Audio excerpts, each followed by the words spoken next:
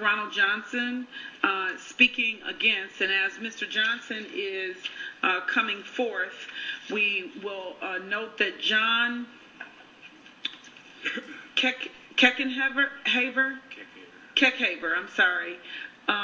with the Wisconsin Coalition Against Sexual Assault, is registering in favor but not speaking, and John Sumwalt will be speaking in favor next. Madam Chairperson, thank you for the opportunity to speak. My name is Ron Johnson. I'm a business owner in Oshkosh, Wisconsin.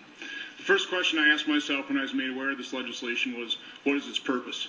On its face, it appears it is intended to financially compensate victims of past sexual abuse. The reason I am here today is to discuss the many unintended consequences this legislation might produce.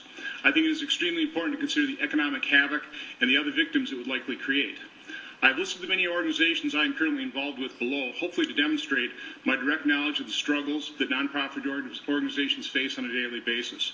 With a $50,000 cap on damages from public institutions, it is obvious that any lawsuits under this bill would be directed at private organizations, and any private organization servicing children would be at risk.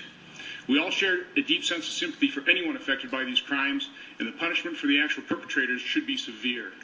But I believe it is a valid question to ask whether the employer of a perpetrator should also be severely damaged, possibly destroyed, in our legitimate desire for justice. What type of organizations am I talking about? A brief listing would include any and all private schools, boys and girls clubs, YMCAs, the Boy Scouts, the Girl Scouts, and churches of all denominations. Less obvious would be private businesses and organizations that donate employee time to teach and mentor students in and out of a classroom environment. As the business co-chair of the Oshkosh Chamber Partners in Education Council, one of our primary goals is to help facilitate these contacts between students and businesses. This legislation could make private businesses that generously donated employee time in the past vulnerable to future action, and would also send a very chilling signal to avoid this civic-minded activity in the future. I think it is also valid to ask, after a long, emotionally draining, and very expensive legal process, what are the chances the victims would receive any meaningful compensation? I have no doubt that trial lawyers would benefit. I'm not so sure the actual victims would. I simply don't see the big pots of money available this bill must assume exists. So who are the other victims who could be the result of this legislation?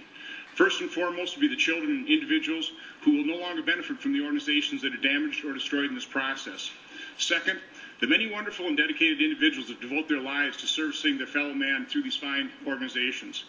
Third, to the extent that organizations have built endowments to fund future operations, those that generously gave to support the good work would see their donations diverted to an entirely different purpose. Any organization that relies on fundraising would suffer, as this would make their fundraising efforts significantly more difficult. And finally, this bill could actually have the perverse effect of leading to additional victims of sexual abuse if individuals, recognizing that their organizations are at risk, become less likely to report sexual abuse.